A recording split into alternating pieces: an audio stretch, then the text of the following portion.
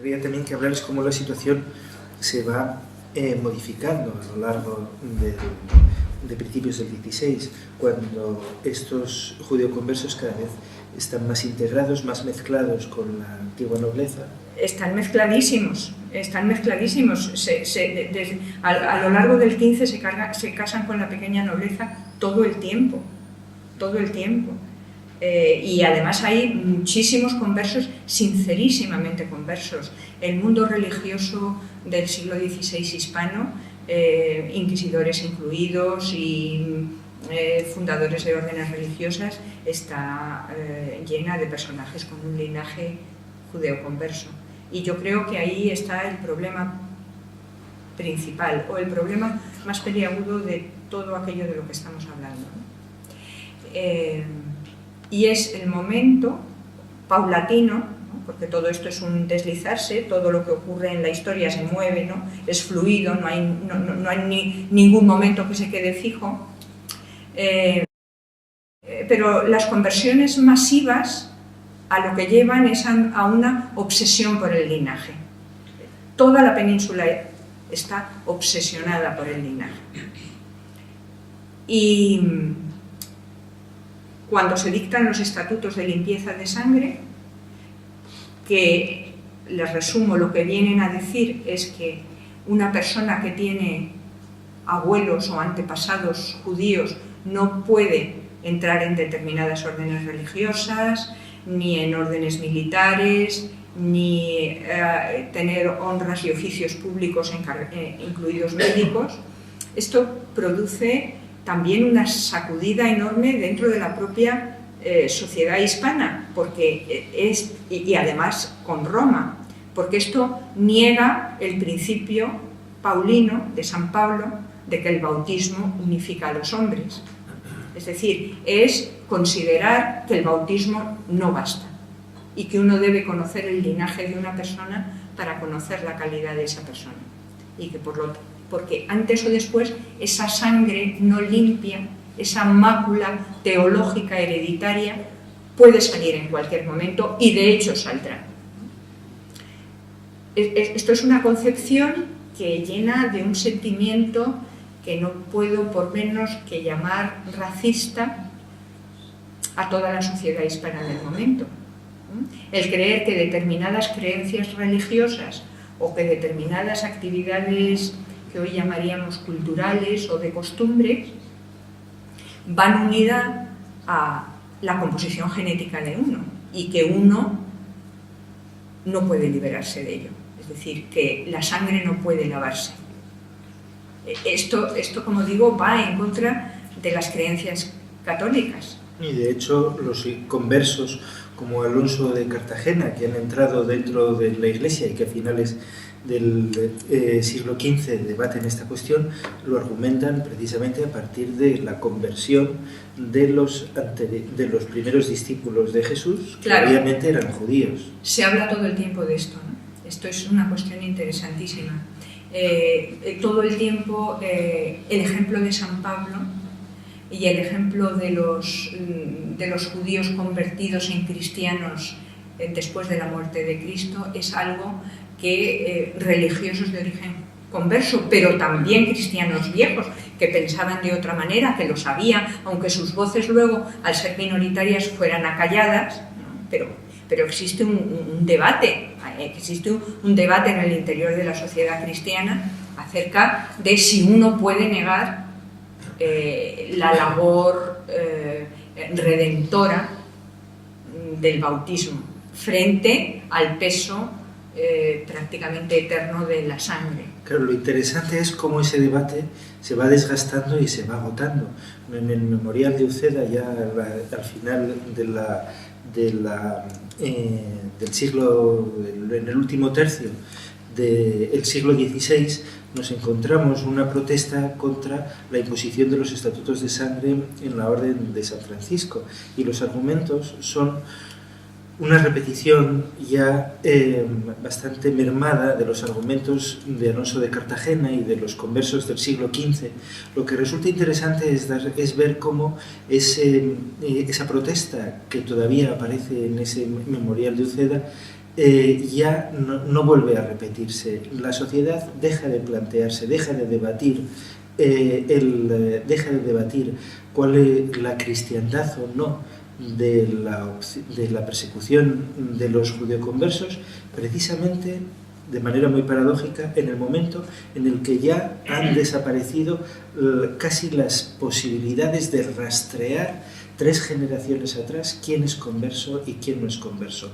La furia que se desata, aparte sobre los judeoconversos portugueses a finales del 16, pero sobre todo principios del 17, deja una enorme inseguridad en la población, como comentamos en el debate con Ignacio Pulido, sobre el hecho de que cuando alguien es acusado de judeoconverso, ni siquiera ni el acusador ni el acusado saben si tienen un bisabuelo o una bisabuela judeoconversa, porque se ha entremezclado tanto el cruce de sangres que ya el hecho de ser judeoconverso es un fantasma antes que realmente una opción. Yo creo que es un fantasma muy desde el principio.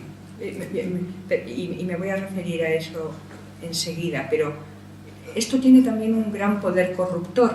Existían unas personas llamadas los linajudos, que eran, digamos, funcionarios o eran personas dedicadas a establecer el linaje de uno. Entonces, si, por ejemplo, Alfredo quería entrar en la Orden de Santiago, tenía que establecer su linaje hasta 4 o 5 generaciones. Probablemente Santiago en su casa se acordarán de sus padres y sus abuelos, pero no más. Entonces Alfredo tendría, Santiago está allí, Alfredo tendría que ir a un linajudo y decirle: linajudo, le pago a usted lo que sea para que me investigue y me prepare los papeles que demuestren que tengo un pedigrí limpio. Esto en Sevilla, en Córdoba y en Toledo tiene una importancia enorme. Claro, el poder que cobran los linajudos es enorme, su capacidad de chantaje, su capacidad de decirles: pues o me pagas esto o te saco un bisabuelo que digo yo que tienes, a saber si lo tienes o no, pero digo yo que tienes. Una vez yo haya dicho que tú tienes un bisabuelo judeoconverso, a ver cómo te quitas eso de delante, ¿no? Ni podrás ser médico, ni podrás casar a tu hija con la familia esta de amigos tuyos, que no sé qué. Entonces se produce una obsesión que es también profundamente corruptora.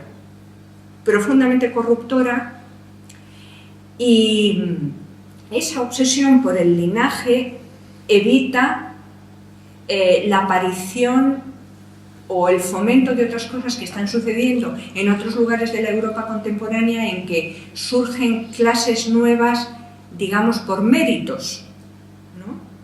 La meritocracia aquí queda cercenada, ¿no?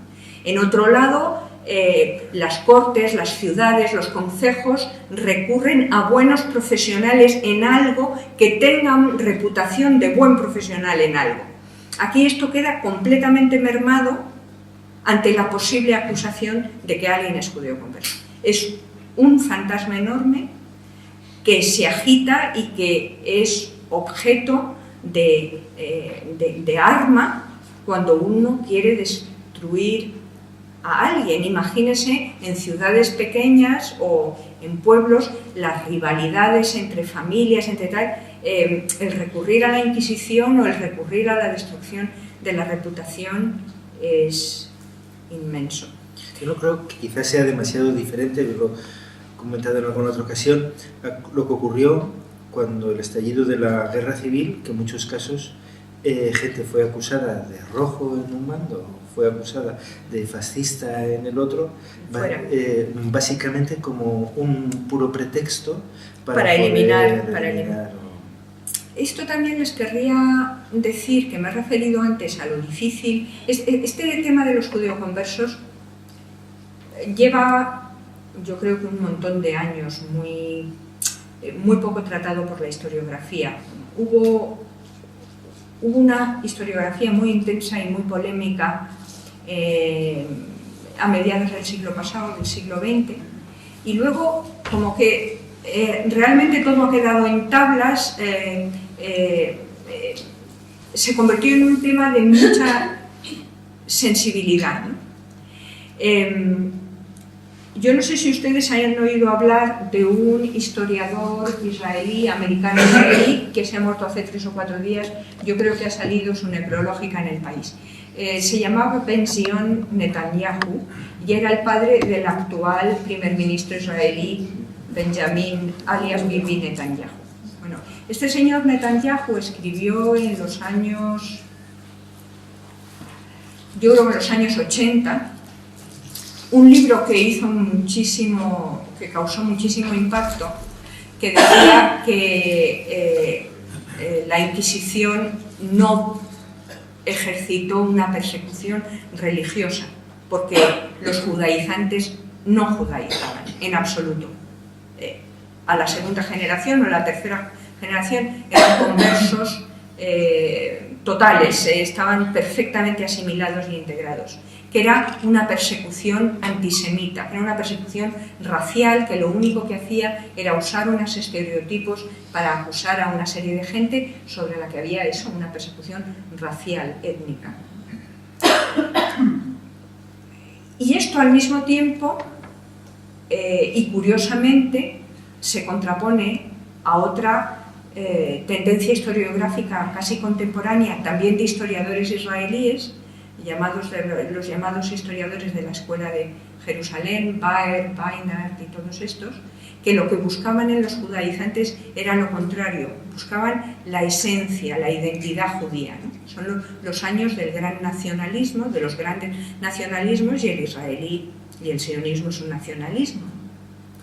Y esto se contrapone también con todos los seguidores de Américo Castro y la visión que Américo Castro quiso producir sobre la importancia del elemento judeo-converso en la cultura y en la sociedad hispana, y cómo el que los judeoconversos se vieran obligados a una situación, digamos, de siempre propicia a la persecución, viviendo en la angustia y viviendo en el disimulo, había producido una serie de obras literarias hispanas en el Siglo de Oro, de las más importantes, que había que leer de una nueva manera, que había que leer oblicuamente.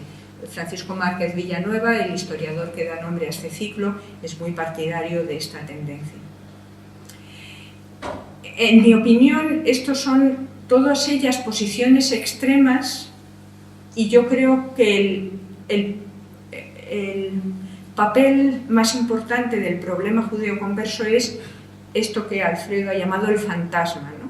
La obsesión con tener judeo-conversos entre nosotros, y que por lo tanto hay que continuamente depurar o limpiar la sociedad, y lo que eso conlleva con el uso de la Inquisición, con los estatutos de limpieza de sangre, con la obsesión por la sangre limpia como máximo valor social, ¿no? Como máximo ingrediente para conseguir honra y reputación y por lo tanto privilegio, lo que hace de la España moderna un caso muy peculiar y muy diferente.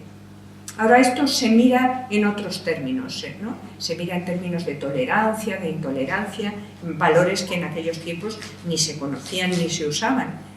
Pero una de las cosas que más molestaba a los españoles de entonces es que los españoles en Italia y en Francia eran acusados de ser medio judíos.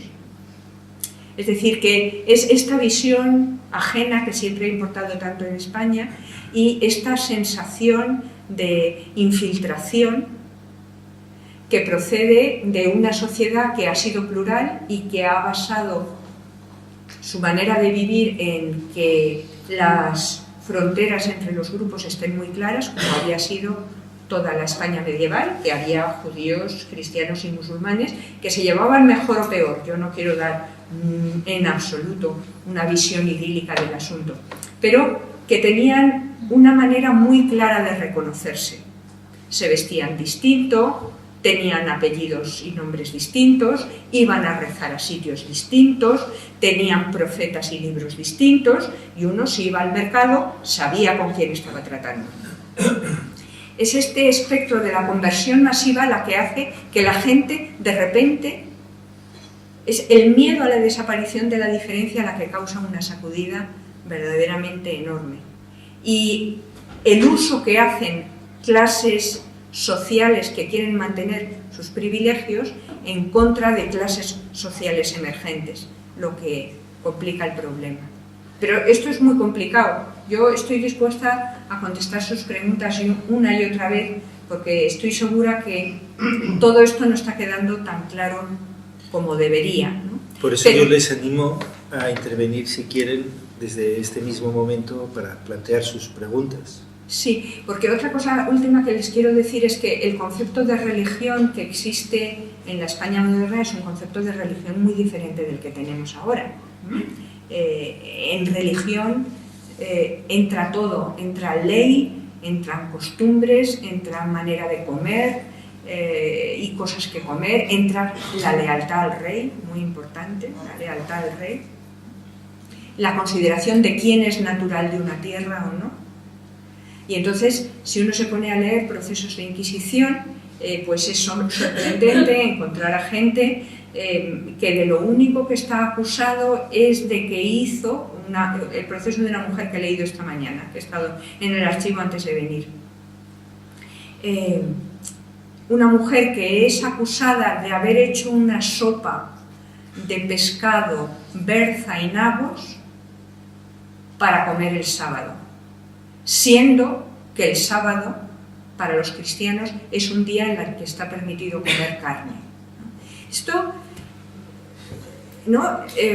Pero claro, uno no debe reírse porque esto es una acusación muy seria, ¿no? Pero que no entra en nuestro concepto de lo religioso si alguien hace la sopa con nabo o no, ¿no? Y de hecho ellos, sobre todo los moriscos, porque el problema judío es diferente, porque no tienen una localización geográfica, ellos intentan a menudo separar, ¿no? Decir que hay que separar entre ceremonia y costumbre. Y también las autoridades cristianas lo saben, que hay una diferencia entre ceremonia y costumbre, y discuten.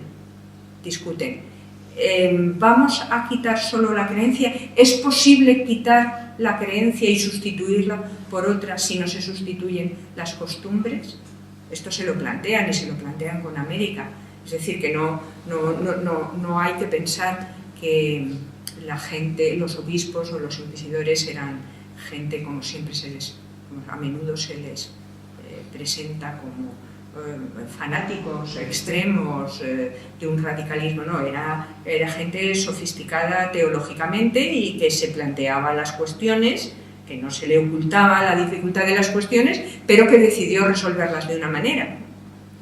Por eso digo que los procesos de Inquisición, pues las creencias no siempre es fácil detectarlas como tales. A mí me da mucha pena, en los primeros años de la acción inquisitorial, una acusación que se hace a menudo es que los judeoconversos dicen cada cual se salva en su ley. Dicen, porque creían que su padre y que su abuelo se salvarían como judíos. Es decir, ellos se han convertido, están dispuestos a ser buenos católicos, pero es difícil, ¿no?, pensar que tu padre y tu abuelo se condenan porque fueron judíos. Y esa creencia, esa proposición, que la Inquisición la llama proposición de cada uno se salva en su ley, ¿no?, que si uno ha sido bueno cumpliendo los preceptos de su ley, se salvará, eso va contra los preceptos de Trento, que dice que solo en la Iglesia Católica se puede uno salvar. Entonces, se perciben distintas capas y distintos momentos en los procesos, y luego también lo que decía Benzion Netanyahu deja una sombra de duda, ¿no?, porque los procesos son tan repetitivos, las culpas son casi siempre las mismas, las acusaciones no queda claro de quién ha testificado, las confesiones se obtienen bajo tortura, es decir, que uno percibe que hay mucha gente que es acusada de judaizante y que probablemente no había hecho nada para merecer esa acusación, ¿no? Alguien deseaba su mesón o le estaba haciendo rivalidad con su tienda o o en la ciudad en la que vivían, el que hubiera un ingrediente de gente que consideraban no naturales. Esto aparece muy frecuentemente. ¿Quiénes son naturales de la tierra y quiénes no?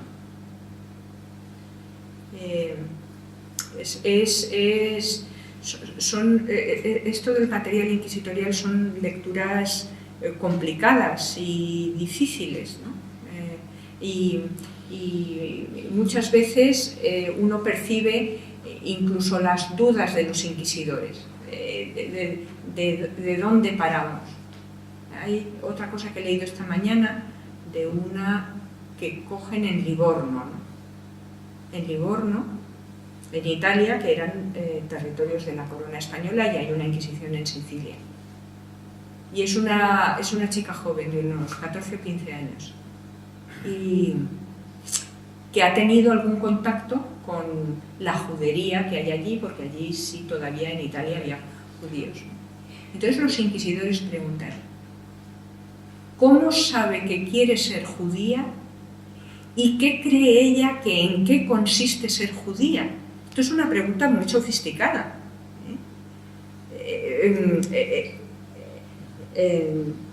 ¿Dónde has oído en qué consiste y tú qué piensas que consiste en ser judía?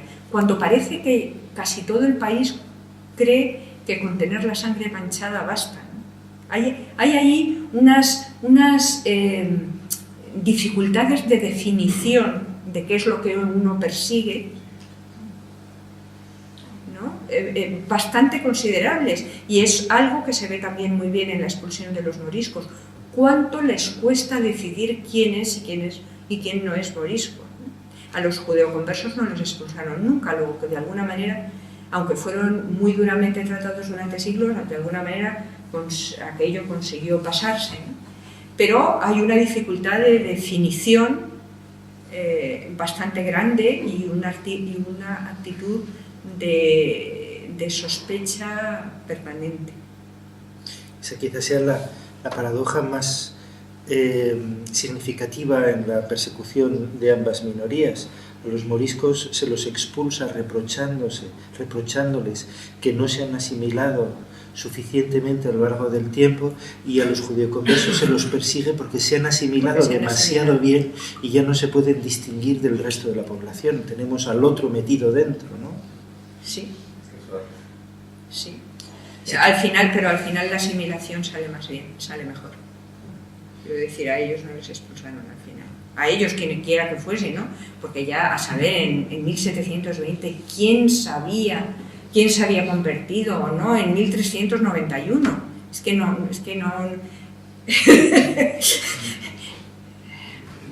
en 1391 no había registros parroquiales apenas, empiezan a mediados del siglo siguiente, es verdaderamente